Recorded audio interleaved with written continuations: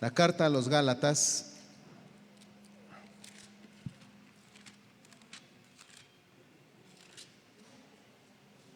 Gloria a Cristo. Cuando encuentres el texto, hermano, glorifica el nombre del Señor Jesús.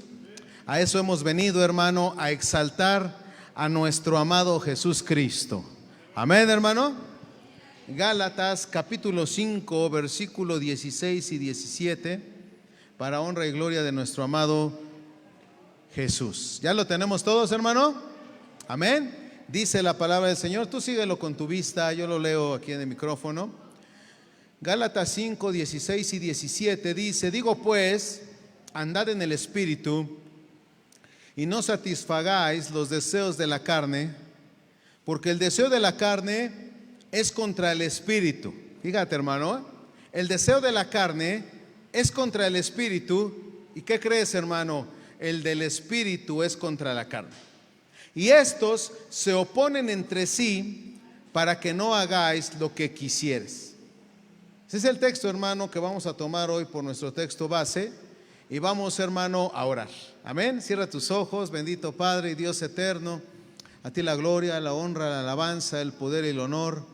Gracias te damos, Señor Jesús, porque eres bueno y porque tu misericordia, Señor Jesús, bendice nuestras vidas. Gracias, gracias por estar en este lugar. Yo te pido, bendito Padre Celestial, que nos fortalezcas, que sigas poniendo de tu Espíritu sobre cada uno de nosotros, que estés ministrando, Señor Jesús, de tu corazón para la vida de tu pueblo. Te alabo y te glorifico. Bendito eres, Padre. A ti la gloria y la honra, Señor. Ahora que estamos reunidos, habla a nuestro ser, a nuestro corazón. Te pido que abra nuestro entendimiento. Y también te pido, Señor, que nos des sabiduría para poder comprender y entender, Señor, lo que tú quieres hablarnos el día de hoy. Ponemos en tus manos este tiempo, como todo el tiempo, Señor, y como en la mañana orábamos, Señor, toda actividad de este día, Señor, la ponemos en tus manos, Señor, en el nombre poderoso de Jesús. Amén. Toma tu asiento, hermano. Fíjate, hermano, lo que dice Gálatas 5, 16 y 17. Andad en el Espíritu y no satisfagáis los deseos de la carne. Esto, hermano, es algo, una advertencia que nos hace el apóstol Pablo en este tiempo a Gálatas. Ahora no lo hace a nosotros, pero quiero, hermano, para que quede de una manera más entendible, quiero presentarte algunas versiones de la Biblia, cómo nos hacen referencia a ello, para que tengamos un mejor o con mayor claridad lo que nos quiere decir esta palabra. Dice: andad en el Espíritu y no satisfagáis los deseos de la carne. La Biblia Peshitta, hermano, nos dice: digo pues, anden conforme al Espíritu, fíjate, para que nunca hagan los deseos de la carne. Mientras allá dice no satisfagáis, aquí dice ya más claramente, la Biblia Peshitta dice, para que nunca hagan los deseos de la carne, porque la carne desea lo que es opuesto al Espíritu. ¿Para qué, hermano? Para que nunca lo hagamos. La Biblia en el lenguaje actual dice así: digo pues, el mismo texto, andad por el Espíritu y no cumpliréis el deseo de la carne. Ay, hermano, entonces fíjate, dice, según la Biblia en el lenguaje actual, que si nosotros estamos viviendo una vida espiritual, no cumpliremos los deseos de la carne. ¿Por qué? Porque estaremos viviendo una vida espiritual que agrada y glorifica a Dios. La Biblia, palabra de Dios para todos, nos dice así. Por eso les doy este consejo: dejen que el Espíritu guíe sus vidas, y así no harán las malas acciones que pide la naturaleza humana. Y la traducción Kadosh israelí mesiánica, hermano, dice: lo que estoy diciendo es esto, dice: vivan sus vidas por el Ruaj, por el Espíritu, y entonces no harán lo que su vieja naturaleza quiere. Ay, hermano, según entonces estas versiones nos da una mayor claridad de lo que la Biblia nos dice, nos quiere decir. Nuestra Biblia Reina Valera 1960 dice que no satisfagáis los deseos de la carne, mientras la Peshitta dice para que nunca hagan los deseos de la carne. La Biblia en el lenguaje actual dice que si andamos en el Espíritu no cumpliremos el deseo de la carne. La palabra de Dios para todos dice que dejemos que el Espíritu guíe nuestras vidas y no haremos las acciones que pide nuestra naturaleza humana. Y la traducción K2 dice que entonces no haremos lo que nuestra vieja naturaleza quiere. Hoy vamos a hablar, hermano, un tema bien interesante que es acerca de la carne. Se menciona, hermano, que nosotros tenemos 3 enemigos. El ser humano y el cristiano tiene 3 enemigos. Está Satanás, el mundo y la carne. Hoy vamos a hacer referencia a la carne. Hubo un hermano, una persona, un clérigo escocés, hermano, llamado Juan Knox, allá por el año 1510 a 1572, hermano. Este fue un líder de la Reforma Protestante. Este varón, hermano, es un hombre que fue considerado como el fundador de la denominación presbiteriana allá en Escocia. Este Knox, Juan Knox, ha sido admirado por muchos teólogos, hermano, contemporáneos, como alguien que personificó un celo por Dios. Él también tenía, y lo caracterizaba así, como un compromiso con la verdad de las Escrituras. Y también era considerado como alguien que llevaba una vida santa. Sin embargo, hermano, cuando él llega a un punto de su edad, hermano, y ve que la muerte está cerca, al acercarse a la muerte, este varón admitió su propia batalla personal con la naturaleza pecaminosa que heredó de Adán, decía él.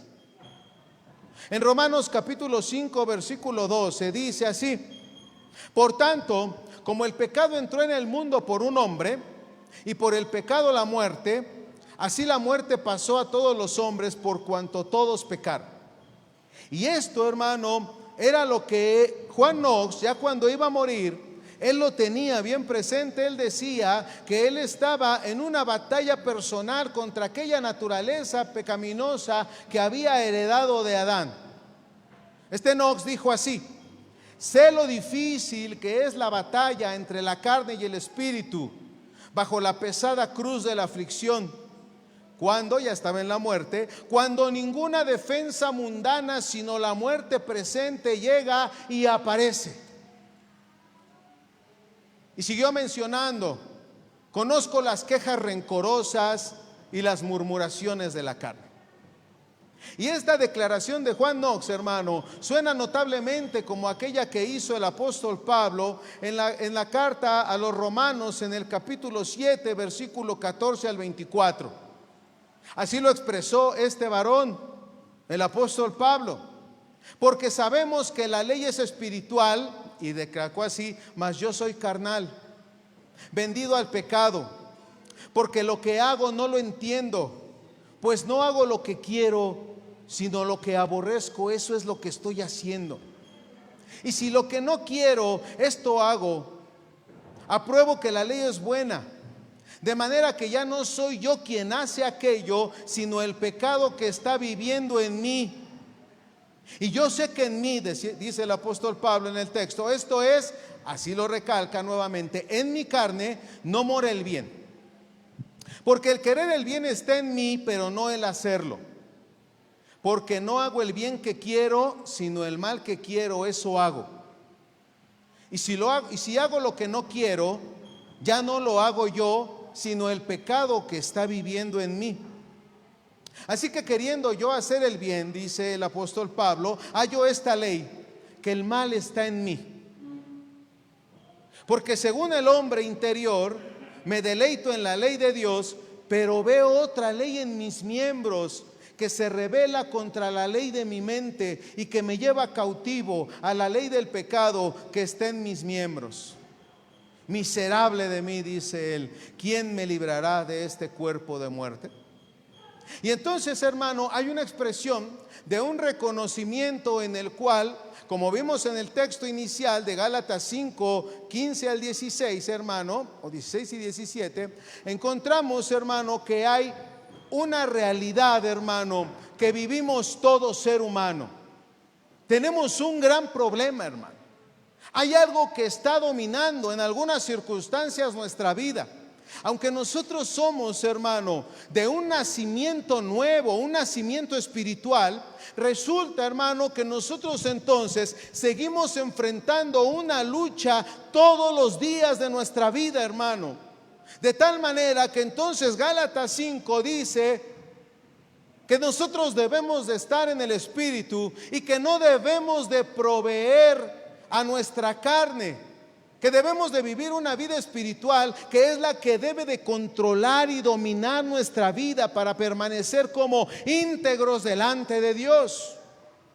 Que es, hermano, lo que nosotros debemos de buscar continuamente. Y el apóstol Pablo entonces, en un reconocimiento personal, él dice: algo me está dominando, y es algo que tenemos tú y yo, hermano, nuestra carne. Esta carne, hermano, que tiene inclinaciones que muchas veces es difícil de que nosotros controlemos. Pablo afirma en su carta a los Romanos que había algo, decía él, en mis miembros de su cuerpo que él llama mi carne, que produjo entonces una dificultad en su vida cristiana y le hizo prisionero de algunos pecados.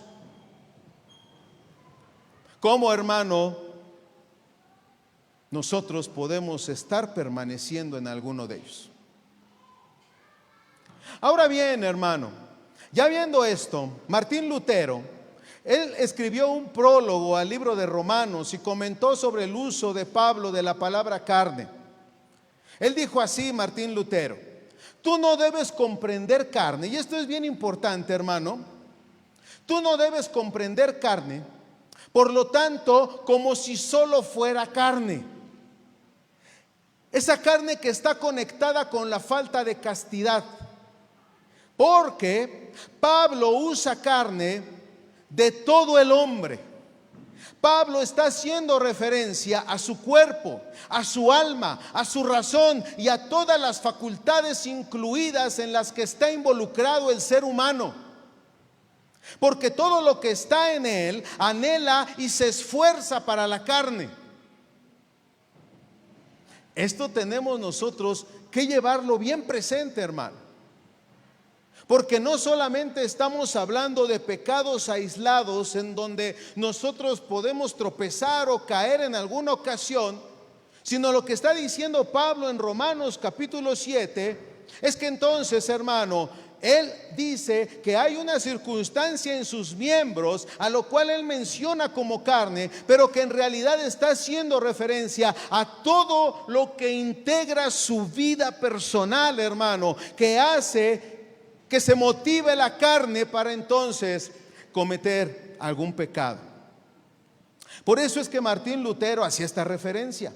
Tú no debes comprender carne, por lo tanto, como si solo fuera carne, que está conectada con la falta de castidad. Pablo usa carne de todo el hombre, cuerpo y alma, razón y todas sus facultades incluidas. Porque todo lo que está en él anhela y se esfuerza para la carne. Y es que, hermano, los comentarios de Martín Lutero señalan que la carne equivale a afectos y deseos que van en contra de Dios. ¿Y tiene o no tiene razón Martín Lutero? Claro que sí, hermano. Claro que sí. Y ahorita te voy a decir por qué. Porque mira, hermano, no solamente, hermano,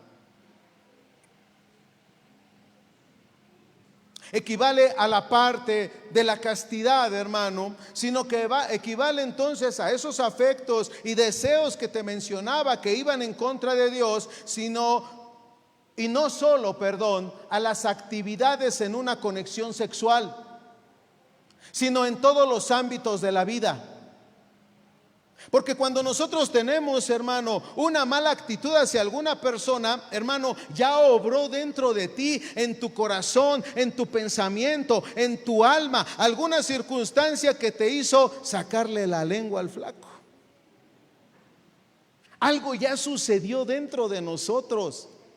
Algo ya hubo en mi pensamiento, dentro de mí, ya sucedió algo en mi corazón. Mis emociones fueron movidas, hermano, de tal manera que mi voluntad hizo, hermano, que mi actitud hacia él de rechazo actuara. Tiene razón Martín Lutero. Y es lo que hacía mención el apóstol Pablo en Romanos capítulo 7.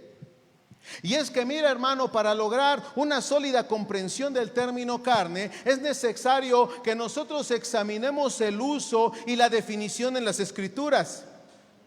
¿Cómo es, hermano, que se manifiesta en la vida de creyentes y de los incrédulos, las consecuencias que produce y cómo puede ser superada en alguna última instancia la carne? Vamos a ver, hermano, primeramente, regálenme agua, ahí está aquí. Regálenme, no, ya no me regalen porque ya la tengo, hermano. Vamos a ver una definición de la carne.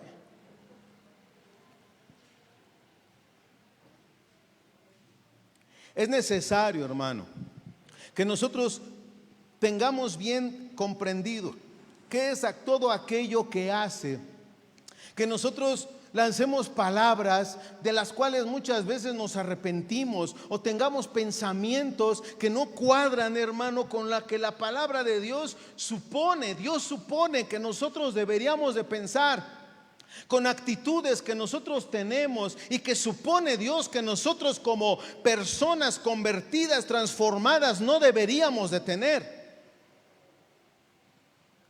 La definición de la carne, hermano. La palabra griega para carne en el Nuevo Testamento es sarx, S-A-R-X. Y es un término que a menudo puede referirse en las Escrituras, fíjate, al cuerpo físico. Sin embargo, hermano, cuando buscamos, hermano, y encontramos un léxico griego-inglés del Nuevo Testamento y otra literatura cristiana temprana, describe la palabra de esta manera, la palabra carne. Dice así: el cuerpo físico como entidad funcional, en el pensamiento de Pablo, especialmente todas las partes del cuerpo constituyen una totalidad conocida como la carne. ¿Cómo dijo? Que en el pensamiento de Pablo, todas las partes del cuerpo constituyen una totalidad conocida como la carne, que es dominada por el pecado a tal grado que donde está la carne, todas las formas del pecado están igualmente presentes y ninguna cosa buena puede llegar a vivir. Todo está conectado, hermano. Todo está entrelazado, una cosa con otra. Y es que, hermano, entonces, como una vez mencionamos, que el problema del hombre no es la economía, no es, hermano, ninguna circunstancia o algún problema que pueda vivir. El problema del ser humano está en el corazón. Ese es el problema del ser humano. El ser humano, donde tiene el problema, lo tiene en el corazón. Vamos a ver, hermano, porque la Biblia aclara que la humanidad no empezó así. La humanidad no empezó así, no caminó sus primeros días o tiempos, hermano, no lo vivió de esa manera. El libro de Génesis dice que la humanidad fue creada originalmente buena y perfecta, ¿cierto o no es cierto? Es más, Dios llegó a decir así en el Génesis, dijo así: en gran manera buena. Quiere decir que Dios se deleitó de lo que había creado. Estamos viendo, hermano, el punto de que la Biblia aclara que la humanidad no empezó así. Dice Génesis 1, 26 y 27: entonces dijo Dios, hagamos al hombre a nuestra imagen, conforme a nuestra semejanza. Y creó Dios al hombre a su imagen, a imagen de Dios lo creó, varón y hembra los creó, dice. ¿Por qué, hermano? Porque Dios es perfecto. Y porque un efecto siempre representa su causa en esencia. ¿Qué quiere decir esto, hermano? Que un Dios totalmente bueno solamente pudo haber creado cosas buenas. Dios no iba a ser bueno y crear cosas malas. Él lo creó bueno todo, en gran manera, así lo vio. Dios se gozó y se deleitó de lo que había hecho. Así que Dios, entonces, siendo bueno, ¿qué hizo? Al hombre, ¿cómo lo hizo en un principio? Bueno lo hizo. Las cosas no eran así, hermano. Pero vamos a ver, hermano, que Mateo en el capítulo 7, versículo 18, él lo mencionó así, el apóstol Mateo. Un buen árbol no puede producir frutos malos. Y es en donde, hermano, nuestra mente, nuestro corazón, nuestro espíritu, nuestra vida cristiana, cuando vemos este punto, un buen árbol no puede producir frutos malos, es donde hace una conexión, hermano, tan tremenda y tan arraigada, hermano, que cuando nosotros vemos que la Escritura viene a decir que nosotros que hemos nacido de nuevo somos nueva creación de Dios y que las cosas viejas pasaron, que he aquí todas son hechas nuevas, entonces hasta allá tenemos que hacer una conexión y pensar, ¿mi vida cristiana continúa así? ¿Sigo siendo bueno como en aquel momento en el que Dios me restauró, me justificó y me salvó?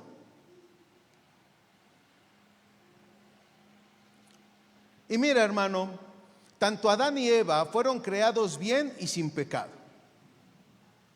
Pero cuando Adán y Eva pecaron, se corrompió su naturaleza. Y esa naturaleza fue pasada a su descendencia. Génesis capítulo 5, versículo 3, hermano, dice: y vivió Adán 130 años y engendró un hijo a su semejanza, conforme a su imagen, y llamó su nombre Set. Esto de las genealogías es maravilloso, hermano. No voy a abundar en ello, solamente te voy a decir que de la genealogía de Set, de ahí viene hacia el nacimiento de Jesús. Y de Caín, hermano, viene una generación, una descendencia que empiezan a vivir cosas desligados de Dios. Y es que, hermano, el hecho de la naturaleza de pecado se enseña en muchos lugares en la Escritura. En muchos lugares en la Escritura, hermano. Tales como la declaración de David. Ahí en el Salmo 51:5. He aquí, dijo el rey David: en maldad he sido formado y en pecado me concibió mi madre. Y es que, hermano, David no quiere decir que él era el producto de una aventura de adulterio. Él no quiso decir eso, sino que sus padres le transmitieron una naturaleza pecaminosa. Espero que esto no confunda, hermano, porque de un tiempo para acá yo ya no he querido usar ningún término que sea difícil de comprender, porque entonces se empiezan a crear vacíos dentro de lo que estamos mencionando. Pero esta palabra, hermano, esto en donde habla que David, lo que está queriendo decir es que fue transmitida una naturaleza pecaminosa, hermano. Este es un punto de vista que se llama traduciano, del término latino que significa de una rama. Y es, hermano, que esta naturaleza pecaminosa de la naturaleza humana, que surgió de una rama, y que fue, hermano, él como una extensión de ese tronco, entonces de ahí, hermano, él fue concebido en pecado. El punto de vista traduciano, hermano, es que el alma de una persona es creada a través de sus padres, con el niño heredando su naturaleza pecaminosa solamente durante el proceso. Esto es lo que quiere decir este término. Y no vamos a abundar más en él para que no haya esos vacíos que te mencionaba. Pero la verdad, hermano, es que mientras David no estaba diciendo que él entonces haya nacido de una relación de adulterio, hermano, sino por la raíz por la cual él fue engendrado, entonces ya venía la naturaleza de pecado con la cual fue engendrado. La visión bíblica de la naturaleza humana, hermano, difiere mucho, mucho de la filosofía griega, en que la Escritura dice que la naturaleza física y la espiritual de la humanidad era originalmente buena. Fíjate que los filósofos, hermano, tales como Platón, vieron que había un dualismo o una dicotomía en la humanidad. Tal pensamiento, hermano, trajo algunas enseñanzas, hermano, de las cuales fueron precisamente, hermano, contaminados los Gálatas, de donde leímos el texto de inicio, hermano. Fue una enseñanza llamada gnosis, hermano. Y te quiero comentar qué es lo que ellos también estaban tratando de introducir dentro de la iglesia de Galacia. Y es que, hermano, tal pensamiento produjo una teoría de que el cuerpo físico era malo, pero el espíritu de una persona era bueno. Y esta enseñanza, hermano, influyó en grupos que mencionaba como los gnósticos, que creyeron que el mundo físico fue creado por error de un semidios llamado el demiurgo. Estos gnósticos, hermano, se opusieron a la doctrina de la encarnación de Cristo por una razón, porque ellos decían que Dios no tomaría una forma física porque el cuerpo era malo. El espíritu era bueno, pero el cuerpo era malo. Entonces ellos negaban que Cristo hubiese venido en forma de ser humano para salvar a la humanidad. Y esto lo trataban de introducir dentro de las iglesias en aquel tiempo. Y viene el apóstol Pablo, hermano, y encontró una forma de esta enseñanza en su día a día y advirtió contra él. Dice en Juan capítulo 4, versículo 1 al 3: amados, no crean a todo espíritu. ¿Cómo inicia el apóstol Juan? Amados, no crean a todo espíritu, sino probad los espíritus si son de Dios, porque muchos falsos profetas han salido por el mundo. En esto deben de conocer al Espíritu de Dios. Todo espíritu que confiesa que Jesús Cristo ha venido en carne, ese es de Dios. ¿Y qué decían los gnósticos? No, Cristo no pudo haber venido, Dios no pudo haber venido en forma humana, porque un semidios creó a la humanidad, y la vida espiritual, siendo buena, no pudo haberse mezclado con algo malo. Todo espíritu que confiesa que Jesús Cristo ha venido en carne, hermano, ese es de Dios, dice el apóstol Juan. Y dice además, y todo espíritu que no confiesa que Jesús Cristo ha venido en carne, ese no es de Dios. Y este es el espíritu del anticristo, el cual vosotros habéis oído que viene y que ahora ya está en el mundo, dice el apóstol Juan en primera carta de Juan capítulo 4 versículo 1 al 3. Contrario al pensamiento griego, hermano. Y la Biblia dice que la naturaleza del hombre, tanto física como espiritual, eran buenas, fueron creadas buenas en un principio, ya lo vimos, ¿no? En el Génesis. Tanto física como espiritual eran buenas. Sin embargo, ambas fueron afectadas de una manera, hermano, negativa por el pecado. Y es que el resultado final del pecado, hermano, es una naturaleza que a menudo se denomina como, lo mencionó el apóstol Pablo, como la carne. Así lo mencionó, como la carne en las Escrituras. Algo que se opone a Dios y busca una gratificación pecaminosa. Un pastor llamado Barcos Bubeck define la carne de esta manera. La carne, dice él, es una ley incorporada de fracaso, lo que hace imposible para el hombre natural agradar o servir a su Dios. El mismo Señor lo dijo, ¿verdad? Claro, en una condición específica, en la oración, en velar. ¿Cómo dijo el Señor? La carne es débil, pero el espíritu está dispuesto. Y continúo con la definición de Marcos Bubeck.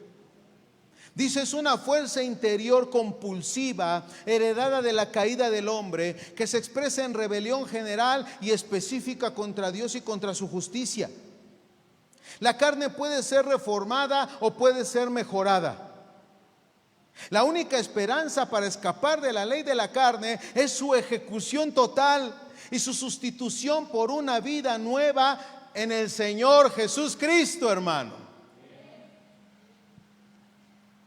Es que es el único que tiene el poder suficiente y la autoridad suficiente, hermano, para dar por terminada, hermano, aquella antigua manera de vivir que nosotros teníamos, que quiere, bien lo mencionaba también el apóstol Pablo y también en la carta a los Gálatas. Él decía que nosotros debemos de dejar morir lo terrenal y que muriera nuestro viejo hombre. Él batallaba con eso. Yo me lo imagino diciendo, para que no padezcan lo que yo estoy padeciendo, para que no estén sufriendo lo que yo estoy sufriendo. Porque como todo ser humano, a veces ya no sabemos qué hacer, hermano, hasta que llega nuestra conciencia a adormecerse y tenemos acciones que ya son cotidianas en nuestra vida, que se nos hacen tan natural. Pero si lo comparamos con lo que la Biblia nos dice, nos estaremos dando cuenta que algo nos está dominando nuevamente. Por eso es que nosotros podemos alcanzar a llegar a ver esa expresión del apóstol Pablo, para que no padezcan lo que yo estoy padeciendo y no sufran lo que yo estoy sufriendo. Y él sabía entonces que la única manera, hermano, era a través, hermano, de ser sustituida aquella cosa que nos dominaba, que era a través de la obra redentora de Jesús Cristo. Este es, hermano, lo que produce la carne en nosotros. Ahora vamos a ver la manifestación y nuestra lucha con la carne, hermano. ¿Cómo se manifiesta la carne en los seres humanos? La Biblia responde a la pregunta de esta manera, hermano. Gálatas 5, 19 y 21. Y manifiestas son las obras de la carne, dice. Así que la carne tiene una expresión. Manifiestas son las obras de la carne, que son adulterio, fornicación, inmundicia, lascivia, idolatría, hechicerías. Yo no tengo ninguna de esas, gloria a Dios. Enemistades, pleitos, celos, iras, contiendas, disensiones, esas quién sabe. Herejías, envidias, homicidios, borracheras, orgías y cosas semejantes a estas, acerca de las cuales dice el apóstol Pablo: os amonesto, como ya os los he dicho antes, que los que practican tales cosas, hermano, no heredaremos el reino de Dios si vivimos en alguna de estas. No heredaremos el reino de Dios si vivimos en alguna de estas.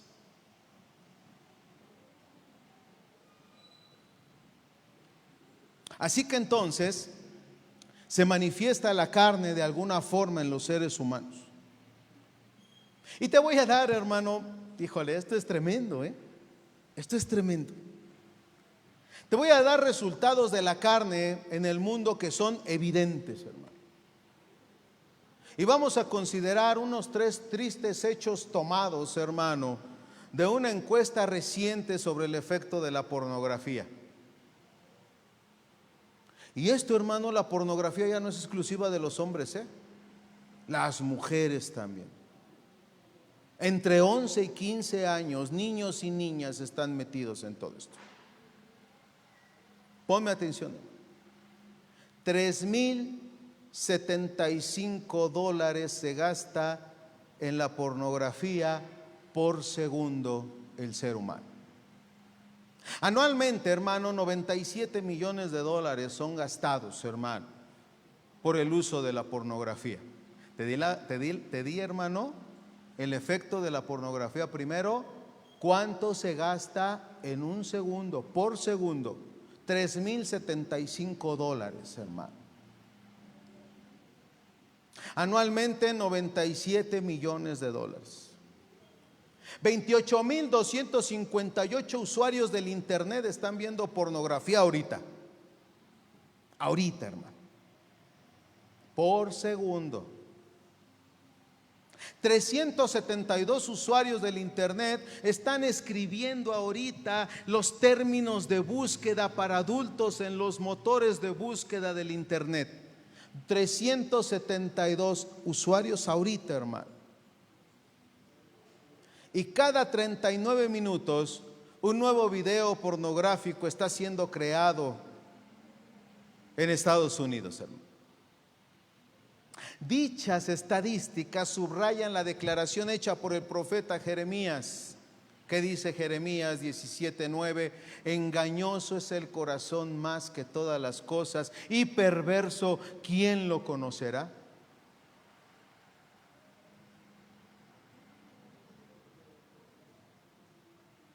No te hablé, hermano, de drogadicción, porque son otras estadísticas. No te hablé de alcoholismo.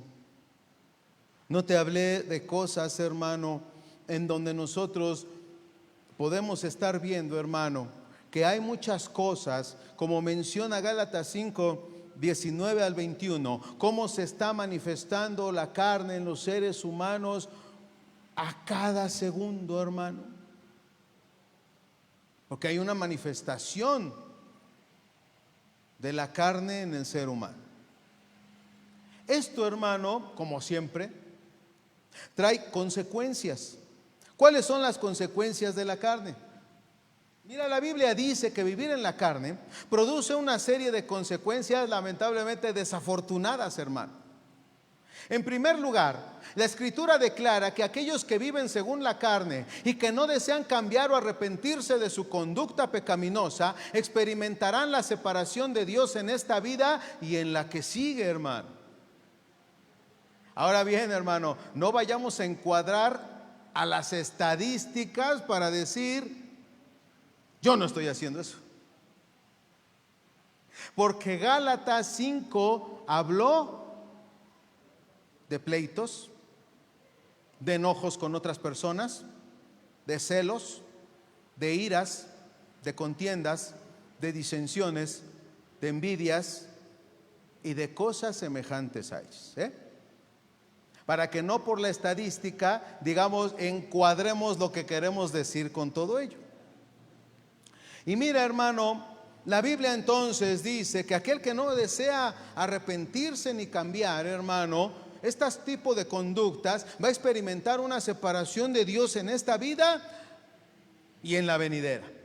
Dice Romanos 6:21: pero ¿qué fruto tenías de aquellas cosas de las cuales ahora te avergüenzas? Hermano, es que el apóstol Pablo siempre nos está confrontando continuamente, hermano, a lo que nosotros vivimos, somos, actuamos, pensamos y reaccionamos. ¿Qué fruto tenías de aquellas cosas de las cuales ahora te avergüenzas? ¿Cuál era el fruto, hermano? Pues yo te digo que no era bueno, y te voy a decir por qué. Era tan malo que tuvo que llegar el amor de Jesucristo a salvarnos. Porque el fruto de lo que hacíamos anteriormente nos estaba llevando, hermano, a una situación tan profunda, hermano, y tan difícil de escapar, que ni siquiera nos hubiéramos podido salir de esa situación. Y continúa el texto: porque el fin de ellas es muerte. Romanos 6:21.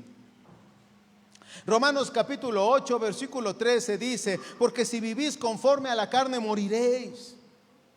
Mas si por el Espíritu hacéis morir las obras de la carne, entonces, hermano, vamos a vivir.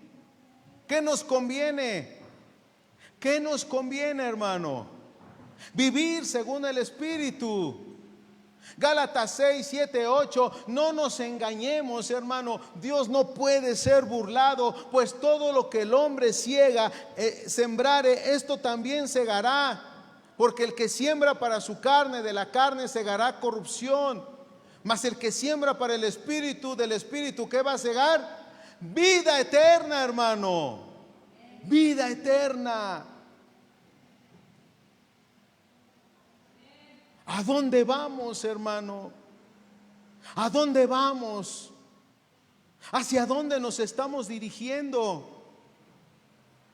Tal vez pensemos que vayamos en un camino, hermano, pero no vaya a resultar que al final de los días, por ir viendo, hermano, el camino, y hayamos ido recorriendo el camino equivocado con una vestimenta de cristiandad, hermano, y que al final nos demos cuenta que estábamos, hermano, equivocados. ¿Hacia dónde vamos? Por favor, ¿hacia dónde nos dirigimos? Además, una persona, hermano, se convierte también en un esclavo de su naturaleza carnal. No sabes, dice el apóstol Pablo nuevamente en Romanos 6, que si te sometes a alguien como esclavo para obedecerle, eres esclavo de aquel a quien obedeces. Ay, nomás me enojé tantito. Eres esclavo de tu enojo, hermano, porque ese tantito te hizo decir cosas que ni siquiera pensaste ni meditaste, solamente actuaste bajo ese momentito de enojo. Y es que esta esclavitud, hermano, siempre conduce a un estilo de vida que es destructivo y que nos mantiene en una conducta distorsionada. Como dijo el profeta Oseas en Oseas 8:7, porque sembraron viento y torbellino segarán. Sembraron viento y torbellino segarán.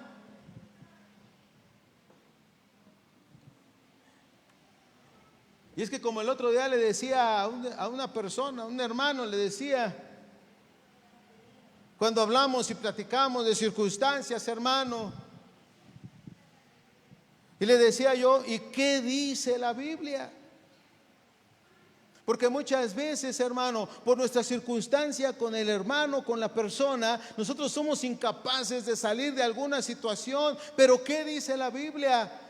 Que el hierro se forja con hierro y el hombre con el hombre, hermano.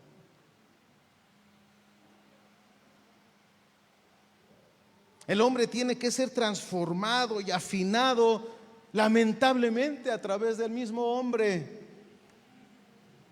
Y nosotros muchas veces no somos capaces de salir de las circunstancias y nos mantenemos en esa situación y no logramos desprendernos de todo aquello que está manteniéndonos en cierta medida esclavizados a ciertas cosas. Y es que el hecho, hermano, es que obedecer a la carne siempre resulta en que, ¿qué crees, hermano? Quebramos la ley moral de Dios. En un sentido real, hermano. En un sentido real. Cuando nosotros nos mantenemos de esa forma, uno nunca puede romper, hermano, la moral de Dios. No debemos nosotros de romper la moral de Dios. Por ejemplo, hermano, Una persona puede subir en un tejado, atar un cabo alrededor de su cuello y saltar desde el techo con la esperanza de romper la ley de la gravedad. Sin embargo, pronto aprenderá que no puede volar, hermano. Él no puede violar una ley natural, hermano. Y lo que Dios pide de nosotros es que nosotros no rompamos los principios espirituales que Dios ha establecido para el ser humano.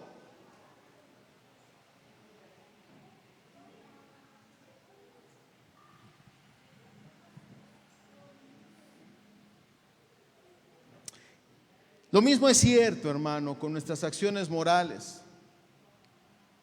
Una persona puede desobedecer a su Dios a través de la vida carnal que está viviendo, pero solo probará que la ley moral de Dios es verdadera por quebrantarse a sí misma de alguna manera. ¿Sabes cómo? Por nuestro propio comportamiento. Ahora, hermano, ya hicimos mención de todo esto. ¿Cómo vencemos a la carne? Ya dijimos hace un rato cómo, ¿no? A través de sustituirlo por el poder redentor y salvador de nuestro amado Jesús Cristo. Esa obra gloriosa que hizo en la cruz del Calvario. La Biblia, hermano, proporciona 3 pasos para vencer la carne y restaurarse en una relación correcta con su Creador. El primer paso, hermano, es que tengamos un camino de honestidad, que seamos honestos, donde nosotros reconozcamos nuestro comportamiento, hermano, que no es correcto delante de nuestro Creador. Debemos de ser honestos.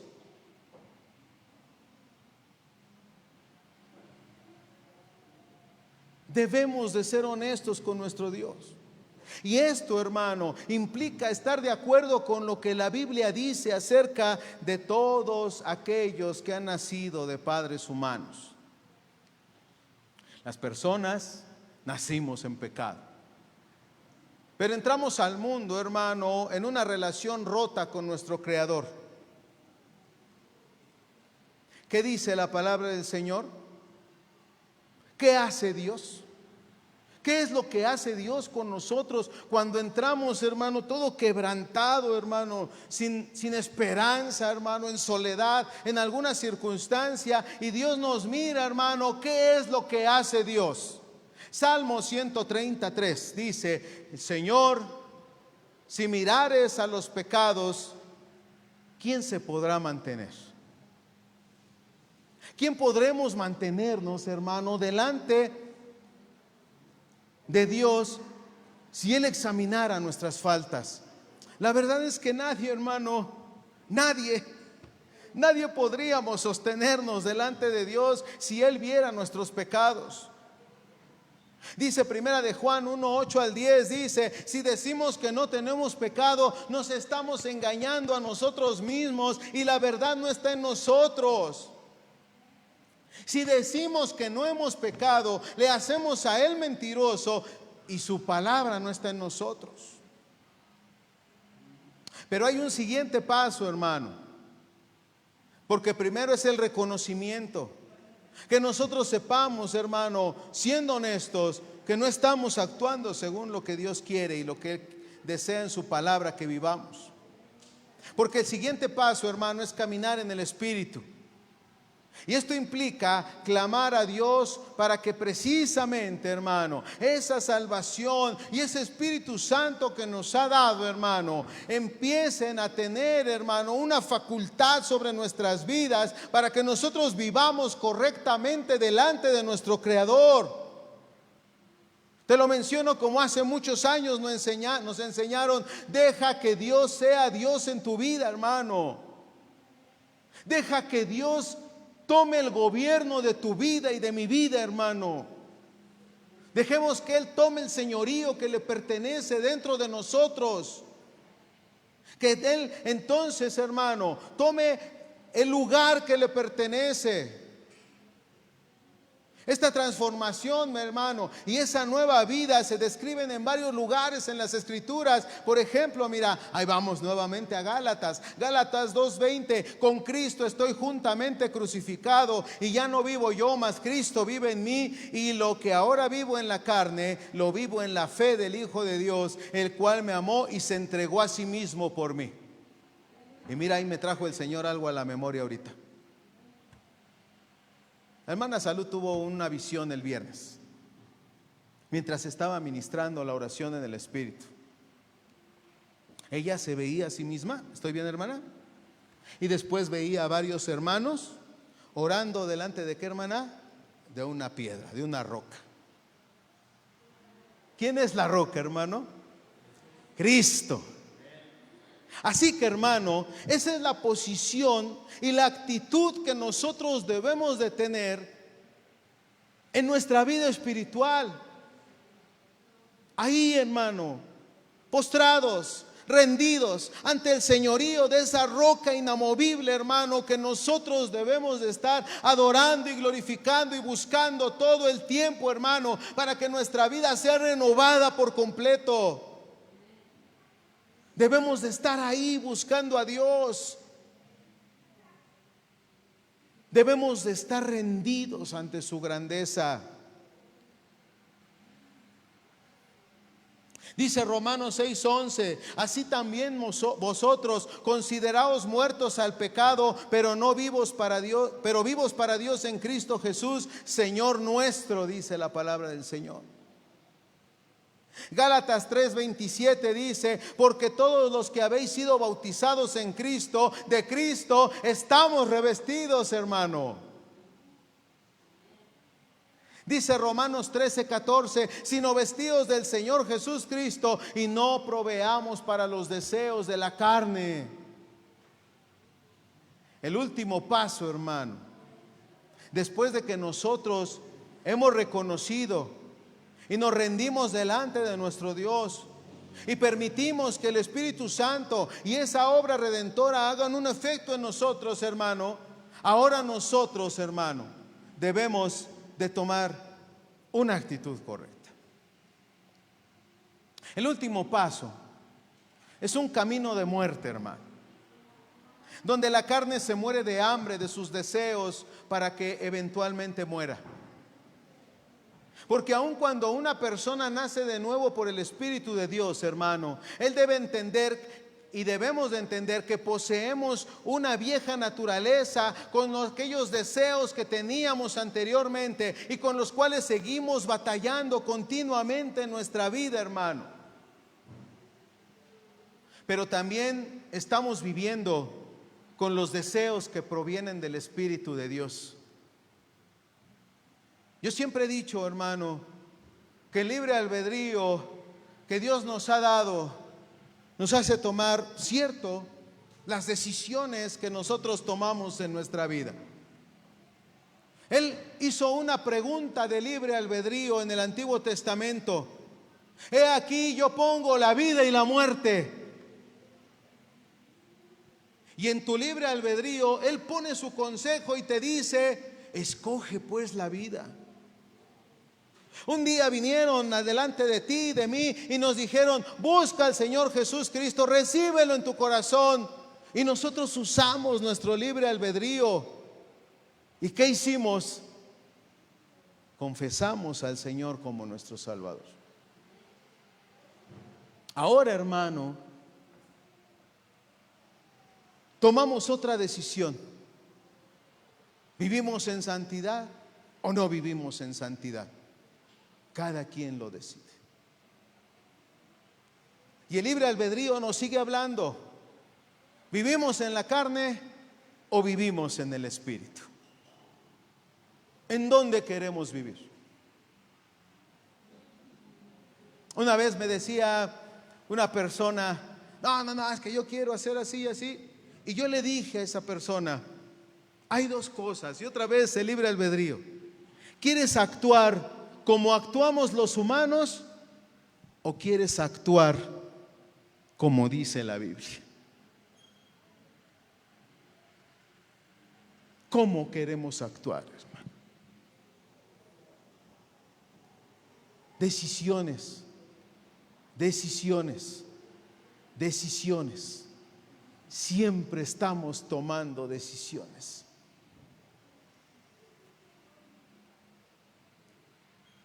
Y debería de retumbar aquello que el Señor dijo en el Antiguo Testamento: escoge pues la vida. Así ahora decirnos a nosotros: escoge lo que es bien para tu vida y alcanza la vida eterna. Como te mencionaba en un principio, que decía el apóstol Pablo, yo me imaginaba así bien diciendo al apóstol Pablo: para que no vivas lo que yo estoy viviendo, para que salgas adelante, para que llegues a estar delante de tu Dios. Y es que aun cuando una persona, entonces vuelvo a retomar, hermano, nace de nuevo por el Espíritu de Dios, él debe de entender que hay una vieja naturaleza, hermano, que está batallando continuamente. Estamos batallando continuamente con ella, hermano, pero hay un Espíritu de Dios, hermano, que está hablando a nosotros para que busquemos la honra de nuestro Dios. ¿Qué dice Primera de Timoteo 6:11? Y es que, hermano, desde un punto de vista práctico,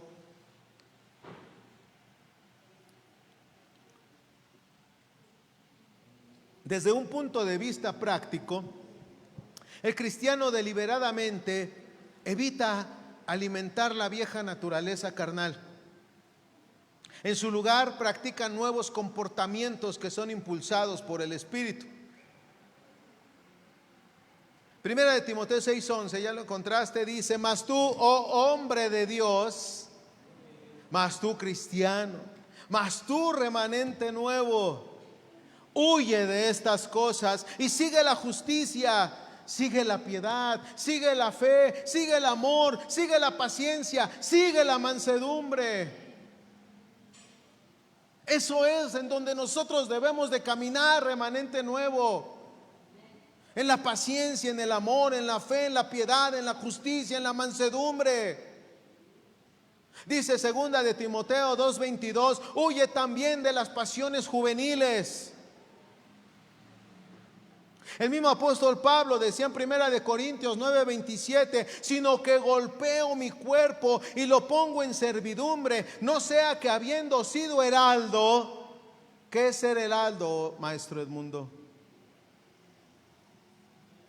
¿Mande? Una guía. No sea que habiendo sido heraldo para otros, yo mismo venga a ser eliminado.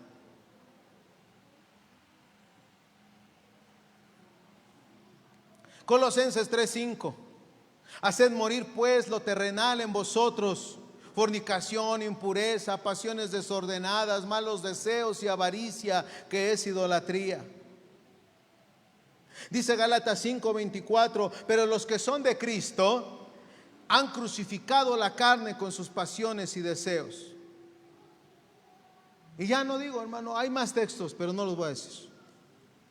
Y en la conclusión, ya para terminar, hermano, nos encontramos con Susana Wesley, madre de aquel predicador Juan Wesley y su hermano Carlos Wesley. Describe el pecado y la carne de esta manera. Ya te lo he mencionado anteriormente. ¿Qué es pecado? El pecado es lo que debilita nuestro razonamiento, deteriora la ternura de tu conciencia,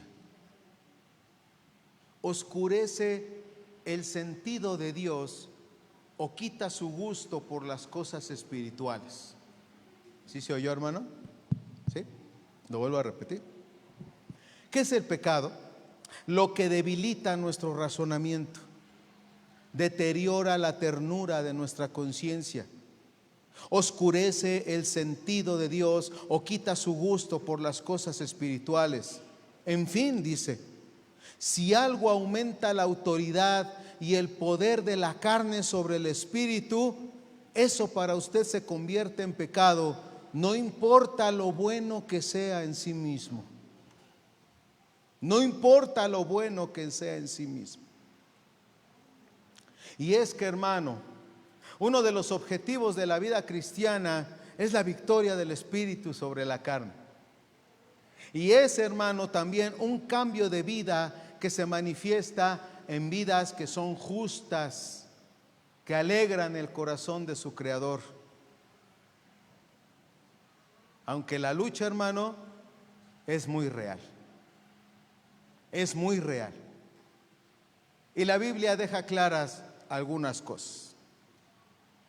Los cristianos tenemos la seguridad de que Dios nos va a traer el éxito y la victoria final sobre la carne. Eso es real, hermano. Dice Filipenses 1:6, estando persuadido de esto, que el que comenzó en vosotros la buena obra, la va a perfeccionar hasta el día de Jesús Cristo, hermano. Y ese es, hermano, algo que debe de ser un aliento continuo en nuestras vidas. Algo que debe de estar siempre alimentando y fortaleciendo nuestro camino delante de Dios.